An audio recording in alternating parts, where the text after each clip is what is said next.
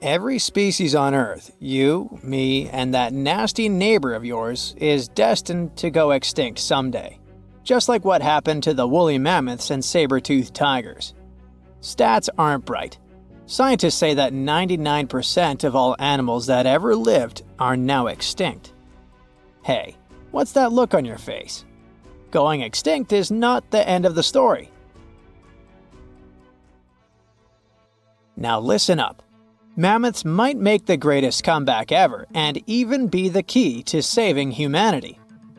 Nope, they won't give away free money so that we don't have to work anymore, but they can sorta help the weather situation on our planet. In the Arctic tundra, there's this ground called permafrost. It's like soil in the form of ice. Soil turns permafrost when it stays super cold for 2 years straight. But now, permafrost is actively thawing out, and it's bad news for, well, everyone. Because while thawing, it releases a lot of carbon into the air. But what if we had large animals like mammoths there today? They would churn up the soil. The ground would freeze more deeply in winter. And then, in summer, a layer of grass would help keep the ground cool and prevent the permafrost from melting. Some scientists think that's a great solution. So now there's a company in the US that's trying to bring mammoths back to life. Okay, you got me. Not actual mammoths, but a sort of hybrid between an elephant and 1% mammoth DNA. It would be a northern elephant. Getting mammoth DNA is easier than you might think. They actually only went extinct about 10 to 14,000 years ago. Scientists are hoping to have their first elephant-mammoth hybrid by 2027. Let's hope it doesn't turn into a real-life Jurassic Park. Australia. A nightmarish place and a home to the most fascinating creatures on Earth. But here, the sad fate befell the Tasmanian tiger, also known as thylacine. Don't mix it up with the Tasmanian devil. That one is living and thriving. Nope, the thylacine was a marsupial predator that used to chill in Australia, South Tasmania, and New Guinea. It was a nocturnal who preyed on other marsupials, like kangaroos. In the 30s, the farmers suddenly claimed that thylacines were eating their livestock. Looking back at it now, that was probably an exaggeration. But humans started to hunt poor thylacines until they were all gone. And then it turned out that hunting away the important predator isn't the brightest idea. Who would have thought? You see, thylacines kept things in check by eating bad animals. So once they disappeared, the Australian wildlife was basically doomed. 35% of total mammal extinctions on Earth happened here. That's an awful world record. I know it sounds gloomy, but hey, maybe we can fix this. Remember that company we mentioned? It wants to bring back the thylacine too. Luckily, many thylacine embryos are still preserved in jars, like some creepy pickles. If we bring them back to Tasmania, this could help revive the entire ecosystem. Would you be happy to see them back in the wild? Me too. And I would also be happy to see you hitting those like and subscribe buttons so you can keep up with amazing facts all year round. We also have some huge dreams about tiny creatures. Take a trip to Mount Hotham Ski Resort in Victoria, Australia, and here you can find the mountain pygmy possum, a tiny bundle of cuteness. These guys are super rare.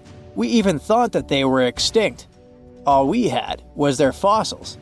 But then, some skiers spotted a possum in a log pile at the ski lodge in 1966. Imagine suddenly making a great discovery while chilling on vacation. These little possums can spend 7 months of the year sleeping under the snow. They wake up occasionally to eat some stored food, and then they wake up in the spring to eat even more, find a mate, and go back to sleep again. What a relatable fella. Since they've made it into this video, you can guess they're pretty endangered. There are less than 2,000 left in the wild. All because their current homes don't fit them that well. But hooray, we can help them too. You see, their ancestors lived in lowland forests about 20 million years ago. So maybe mountain possums could live better if we moved them there? Of course, we can't just take them to the woods and expect them to survive. Instead, scientists want to slowly release possums into the forest and check up on how they get on with it. Let's hope these cute creatures will adapt to woodland life. The southern gastric brooding frog, also called the platypus frog, was quite a unique creature. It was discovered in 1972 in Queensland, Australia. Back then, this fella shocked the scientists with its super weird birthing practices. Check this out. The mother frog swallows her eggs, turning her stomach into the womb.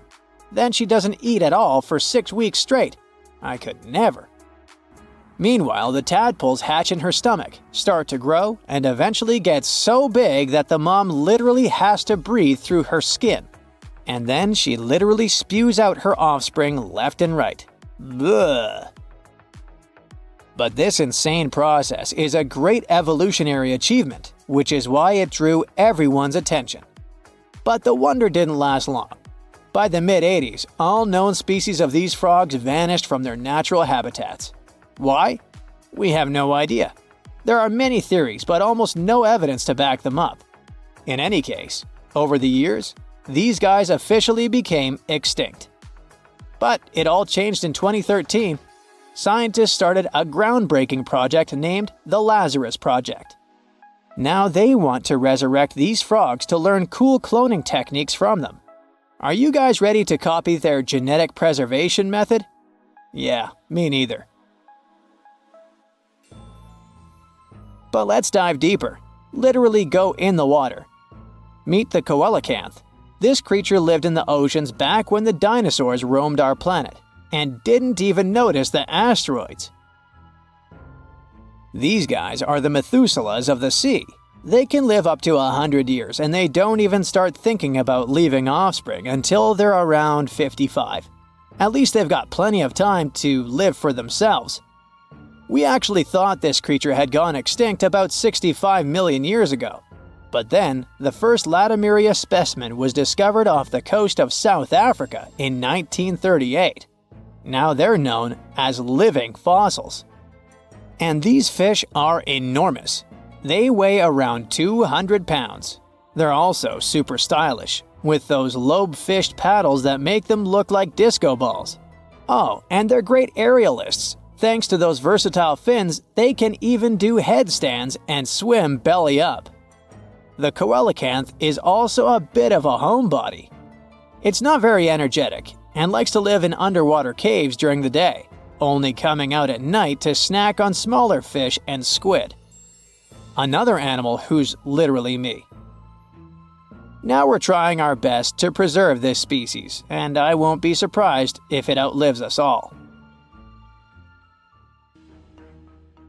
And finally, let's talk about the largest and most awkwardly looking flightless bird from New Zealand, the South Island takahē. The tale of the takahē started way back in the Middle Ages. Humans accidentally hunted them all away, and by the late 19th century, it seemed there were none of them left. But then, they were rediscovered in New Zealand in 1948. Poor guys did all they could to hide from us in the mountains, but we still got them. But it's different now. Since then, we've been trying our best to save them from extinction. There's a takahē recovery program going on, and it shows great results. They managed to greatly boost the number of birds in the wild. As of 2023, the takahē population has grown to around 500 birds. They're now considered nationally vulnerable, not nationally critical. It's a little progress, but progress nonetheless. Let's keep it up. What do Paris Hilton and Chris Hemsworth have in common? Well, apparently, they both want to bring animals back to life. But we're not talking about making your favorite pet live forever. Nope. These celebs are actually helping a science company bring back animals that no longer exist, like the mammoth, the Tasmanian tiger, and even the iconic dodo. If everything goes according to plan, these fascinating creatures could be walking among us again by 2028. This groundbreaking effort is led by a company called Colossal Biosciences. At this very moment, they're working on a way to revive the core genes of animals that disappeared from Earth ages ago.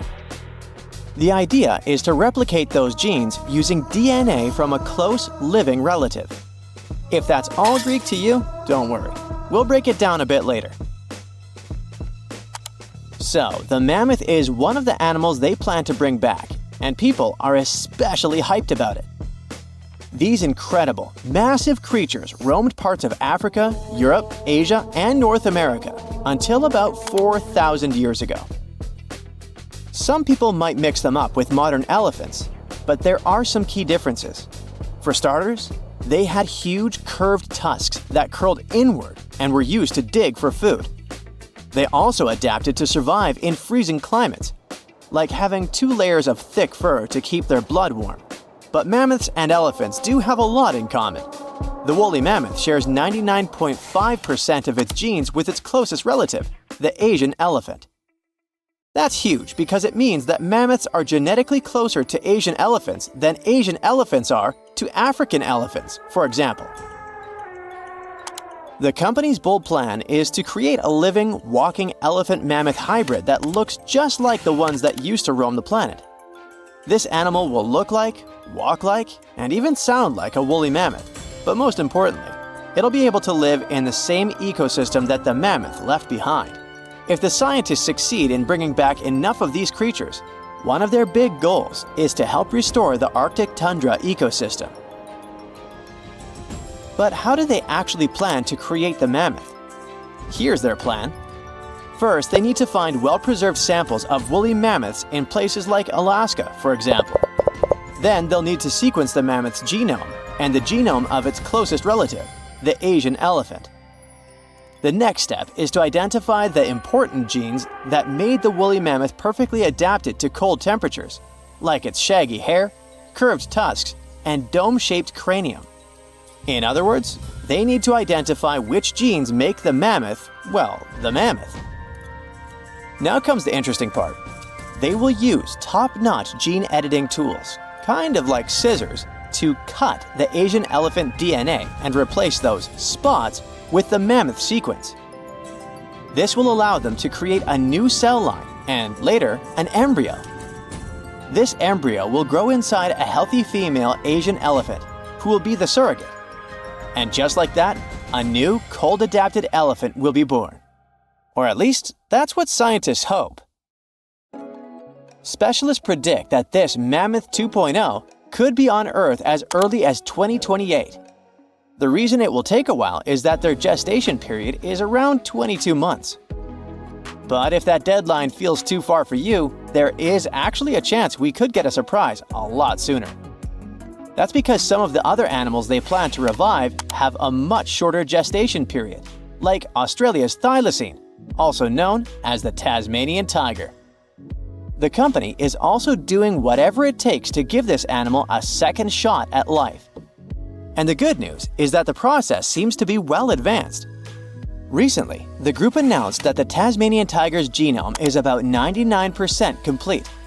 This animal was native to the Australian mainland and the islands of Tasmania and New Guinea.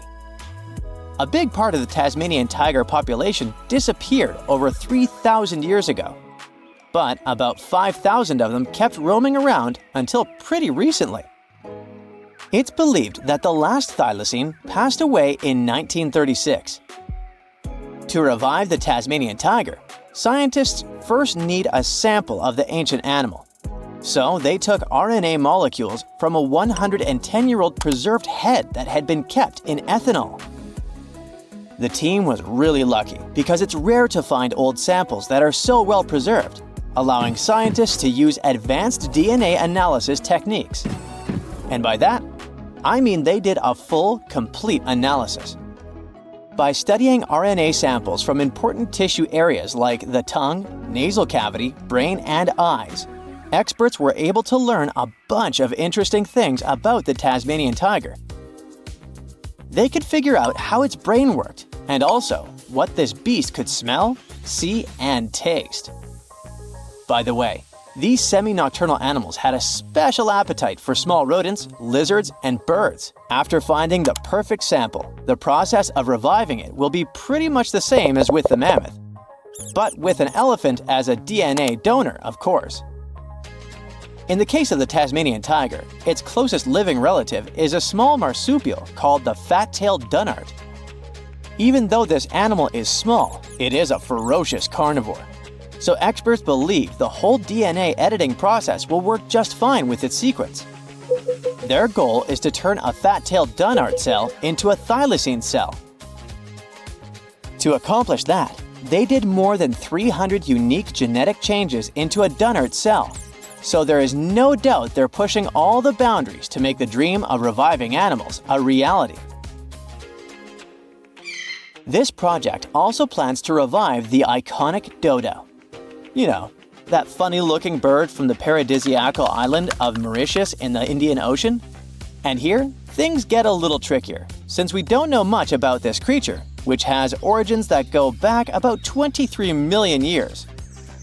Basically, the only clues we have about what dodos looked like when they were alive come from a handful of drawings, paintings, and written descriptions from the 17th century. But since those pictures are all pretty different from each other, and only a few of them were based on real live dodos, we're still not 100% sure what they actually looked like. And as for how they behaved, well, we don't know much about that either. That's why reviving this long-absent legend will be super interesting and really enlightening. The sample they used to extract an old dodo genome came from a skull in the collection of the Natural History Museum of Denmark. And the dodo's closest living relative, which will provide the host cells, is the Nicobar pigeon, a gray bird with colorful features found in the Andaman and Nicobar Islands in India. If everything goes smoothly, in a couple of years, we might see the fabulous and iconic dodo with our own eyes. Reviving animals might sound impossible, but science and technology together can be a real game changer, not only by protecting today's animals, but also by restoring species that disappeared from the planet long ago. Actually, we've already pulled this off. A wild goat called the bucardo, also known as the Pyrenean ibex, went extinct in the year 2000. But 3 years later, scientists managed to bring it back to life, using a method pretty similar to what we've talked about in this video. It took 57 tries, but one of them finally worked, and a bucardo clone was born. Unfortunately, the animal only lived for 10 minutes. You might think that wasn't a success, but it was actually a huge step forward in the whole animal revival field. Now, specialists can only hope the project to bring back the dodo, the mammoth, and the Tasmanian tiger go a bit better.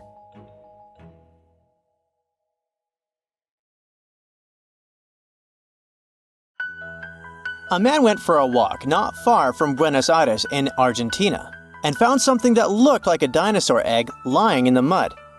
When he shared his find with his family, everyone thought it was a joke, but it was actually very real. Except it wasn't a dinosaur egg, but a glyptodont shell. These guys went extinct thousands of years ago. Some of them grew up to be the size of a small car. The Paleo-Indians, who were the ancestors of Native Americans, must have had a fun time living alongside those beasts. People keep finding similar black scaly shells, which are fossils of glyptodonts in the Americas. These creatures thrived in South America for tens of millions of years and also spread up north. They had thick armor, called a carapace, and tough, grooved teeth for eating grass. They weren't always giant, but it looks like a colder climate before the Ice Age, with open woodlands and plenty of grass, helped them evolve. It's pretty hard to hide when you're huge, so they may have developed their fused armor to protect themselves. One of the most famous types had a long tail with spikes that it used to fight other glyptodonts for territory or mates. Although they look similar, the ancient glyptodonts were really different from today's armadillos. Glyptodonts had a hard, heavy armor made of fused plates, and today's armadillos have flexible armor and can roll up into a ball to protect their soft tummies. Plus, Glyptodonts ate grass using their grooved teeth, and armadillos prefer insects for lunch. But despite all the differences, recent studies of their DNA showed that Glyptodonts actually belonged to the armadillo family. If you think the Glyptodont was scary, just wait till you meet the giant short-faced bear. This bad guy grew to almost twice the height of Michael Jordan when it stood on its hind legs. It also weighed over 1,500 pounds, and it was able to run at the speed of over 40 miles per hour. This bear preferred meat to all other foods. Even its skull and teeth were designed for slicing through meat, and it had forward-facing eyes that gave it sharp vision. Its strong jaws and large muscles helped it crush bones to get to the nutritious marrow inside. The giant short-faced bear lived in places like Minnesota and west of the Mississippi River, all the way up to Alaska. It went after or scavenged big animals like bison, muskoxen, deer, and even ground sloths. But it eventually went extinct because its prey didn't survive the Ice Age. Today, the only living relative of the short-faced bears is the spectacled bear from South America. This guy is much smaller, about the size of a black bear, and it eats both plants and meat. Game of Thrones fans, the next one is for you. The orphaned wolf cubs adopted by the Stark family in the epic series were inspired by dire wolves. Their name translates from Latin as terrible wolf. These great uncles of modern dogs were almost 5 feet from head to tail and weighed around 150 to 200 pounds. The oldest record of the dire wolf is from 250,000 years ago. They adapted well to different conditions and lived pretty much all over North America, from as far north as Alaska to down into southern Mexico. They went extinct around 10,000 years ago, soon after the last ice age. They most likely just lost their source of food. The closest we have to dire wolves now is the gray wolf, but don't get too upset. Scientists think they could be able to bring the dire wolf back to life. They can combine intact straps of their DNA, recovered from the museum specimens and the genome of modern dogs. One animal you definitely wouldn't want to be on the de-extinction program is the saber-toothed cat. This bad guy lived in prehistoric North America and parts of South America. And nope, it's not related to modern tigers or other cats. It just went extinct. It had the title of the most fearsome Ice Age predator for a long time, until scientists found out at least one species of it was more like a kitty cat. Smilodon, by the way, Diego from Ice Age was one of those. Could only chomp down with 1/3 of the force of modern lions, but it could open its mouth at a 120 degrees angle, and it could wrestle even large prey to the ground with its powerful body, with disproportionately thick front legs and strong neck. The kitty was probably just too afraid to use its long and narrow teeth that could break easily. And one more detail. It had to have lips that could stretch well for the jaws to open wide, so it most likely drooled like a St. Bernard. Well, at least their teeth grew twice as fast as those of modern lions, and fully formed by the age of 3. The giant beavers, called castoroids, must have grown at the same rate, or so to get as big as a couch. They were about 8 feet long and weighed 200 pounds, which is as heavy as a large refrigerator.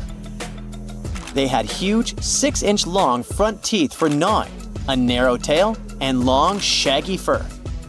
This giant creature lived alongside mammoths and saber-toothed tigers in the woodlands of North America. Like today's beavers, the giant beaver probably spent a lot of time in the water since it was too heavy to move quickly on land. Unfortunately, we don't know for sure if giant beavers built equally giant dams. Even if they did, none of those structures survived over time. Some people think a giant beaver built a 4-foot-tall dam in Ohio, but it's just a guess. Eventually, the giant beaver disappeared, just like other big animals from the last ice age. Early human settlers in North America may have sped up its extinction, as they probably liked its thick fur and meat. By the Ice Age, Mastodons, some remote offsprings of the early elephants from Africa, crossed a land bridge that once connected Siberia and Alaska and made it to North America. Mastodons, like woolly mammoths, had thick, shaggy fur that helped them keep warm in the cold climate of the Ice Age. But unlike the mammoths, who mostly grazed, mastodons were mostly browsers. They like to eat leaves from shrubs and the lower branches of trees. Scientists often find woolly mammoth fossils together, which means they probably lived in groups, like family herds. Mastodon fossils are usually lying alone. This means they may have preferred living on their own and only came together to mate or for a short time with their young. Sadly, both mastodons and woolly mammoths went extinct around 11,000 years ago, not long after the Ice Age. Scientists think this may have happened because of changes in weather patterns, fewer food sources, and possibly early humans. They figured out that one mastodon could feed a tribe for a week and dress them for years. You can mostly find camels in deserts in places like North Africa and the Middle East now. But scientists believe they actually came from North America, especially the lands west of the Mississippi River. Fossils show that camels appeared on Earth about 44 million years ago. In 2015, a team of scientists from the University of Louisiana discovered the bones of a giant ancient camel in Oregon. This camel was between 12 and 14 feet tall, like a modern giraffe. It lived around 7 million years ago and had a long neck to help it reach high plants. About 6 million years ago, some early camels crossed into Asia over the Bering Strait land bridge. Once they arrived in Asia, these camels split into two types we know today: the Bactrian camel with 2 humps and the dromedary camel with 1 hump. You won't find wild camels in North America anymore, but some of their relatives, such as llamas, alpacas, and guanacos, still live in South America. Recently, we discovered fossils of the ancient winged terror from Mongolia, a colossal pterosaur with a massive wingspan of 32 feet. This creature was the size of a small aircraft, towering as tall as a large bull giraffe when standing on the ground. There's even a chance that this was the largest flying animal to ever exist. It lived around 70 million years ago in a warm, dry habitat filled with dinosaurs. This predator was stalking its prey on the ground. Baby dinosaurs might have been its favorite meal. We don't have a name for this Mongolian fossil yet, but it's a groundbreaking discovery as the first pterosaur of its size found in this part of the world. And it wasn't the only terrifying pterosaur. 70 million years ago, the Earth looked very different from today. Imagine a world where the continents weren't in their current positions, but instead were grouped together in different ways. There was no Atlantic Ocean yet, it was just forming. Soon, South America is going to split apart from Africa, and India will become its own separate island. It was the final days of the Mesozoic era. This period was divided into Triassic, Jurassic, and Cretaceous periods. The land was covered with shallow oceans and seas, with a lot of islands across North America, Europe, Asia, and Africa. Parts of what is now the United States were underwater, between the Rocky Mountains and the Appalachians and Ozarks. If we were to look specifically at Virginia during this time, we would find it submerged under a shallow sea, part of the early Atlantic Ocean. The climate was surprisingly mild. The oceans and the planet in general were warmer and ice-free at the poles. First, flowering plants started to appear, which was great news for insects like ants, bees, and butterflies. And of course, it was a time when huge animals, including our favorite dinosaurs, roamed the land, ruled the seas, and dominated the skies. But it wasn't just dinosaurs. Many new species of animals were appearing. Among them was the giant Quetzalcoatlus. Imagine a massive, flying reptile with wings as wide as a fighter jet. It was named after an Aztec deity, but let's call it Quetz for short. Quetz lived alongside dinosaurs, but were not dinosaurs themselves. It belonged to a family of majestic flying creatures, Azadrichidae. These amazing beasts were named after a dragon in Uzbek mythology. It's not hard to see why. Living in the late Cretaceous period, around 85 to 65 million years ago, Ketz and its kin ruled the skies.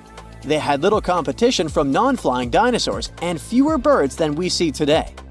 They had special adaptations to stay light for flight, with bones filled with hollows and pits to reduce weight. And they weren't just airborne, they were skilled walkers too. They were strutting around like storks on the ground. But there was another, lesser-known giant called Hatzegopteryx. Let's call it Hatz. This beast was discovered in Romania in the 70s. It's a hidden gem compared to the more famous Ketz. Most of them had wingspans over 40 feet. That's as big as a school bus. To give you an idea, today's largest flying animal, the wandering albatross, only has a 12 feet wingspan. Hatz called Hatag Island home. This place was like a paradise for these pterosaurs, rich in forests, rivers, and diverse wildlife, including dwarf dinosaurs. With few predators and plenty of resources, Hatz grew to immense proportions. It had a powerful jaw, a strong neck, and a sturdy body, making it a formidable predator. It might have even gone after dinosaurs. Surprisingly, despite its hefty build, Hatz could fly. Maybe not long distances, but likely used its wings to explore the island. Movies often make dinosaurs seem scarier than they were in real life, but one dinosaur was actually more terrifying in reality than on screen. One of them was Dilophosaurus.